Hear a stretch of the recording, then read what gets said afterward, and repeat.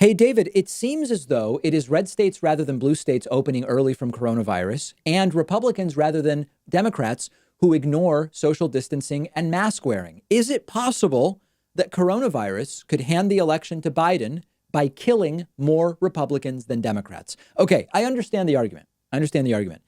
If you've got a state like Michigan, for example, we'll just pick Michigan, and the Democratic voters are mostly following the guidelines and the Republican voters are not, aren't you going to get more Republican voters infected with the virus and thus more Republican voters will die? And it could flip Michigan from Trump in 2016 to Biden in 2020. So first of all, disclaimer, I hope it's not necessary.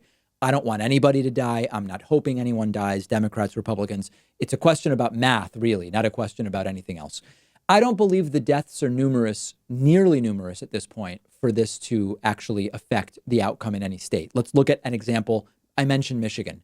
In 2016, Trump won Michigan by about 11,000 votes. Right now, Michigan has had 5,500 coronavirus deaths. Even if we imagine, which I'm sure is not the case, imagine that a full 80% of the people who died in Michigan are Trump voters.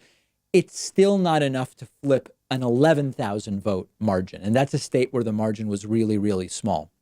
Now, if Michigan ends up with 50,000 deaths, and 80 or 85% of them were Trumpists, you might have enough to flip the state from Trump to Biden. The reality is it's unlikely Michigan is going to get 10x the deaths we've seen so far by election day. And I think the most important thing here, and again, I don't want anybody to die.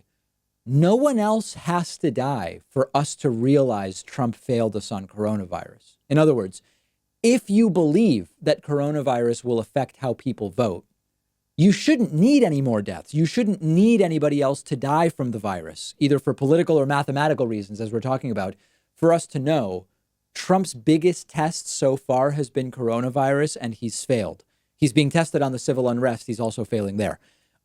We shouldn't need anyone else to die to be able to say he failed us and he needs to go. Last thing on this. Coronavirus is also disproportionately affecting poor people and communities of color. Those are communities that disproportionately vote for Democrats over Republicans. So the older folks, which is a group that has been better for Trump and for Republicans, they're, of course, the most at risk from an age perspective. But you also have communities of color and poor communities that are disproportionately affected. Those are not communities that are likely to go to Trump.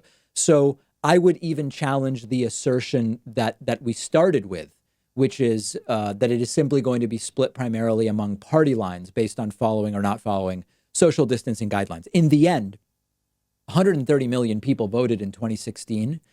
Just to affect 1% of the electorate, you need 1.3 million coronavirus deaths. We are nowhere close to that. I hope we are never anywhere close to that. And certainly there's no indication we would be anywhere near that in November.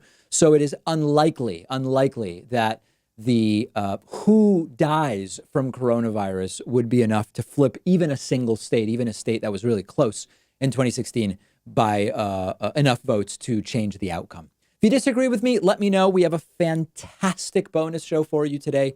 Get instant access by becoming a member at joinpakman.com or by becoming a patron at patreon.com/David Pakman Show.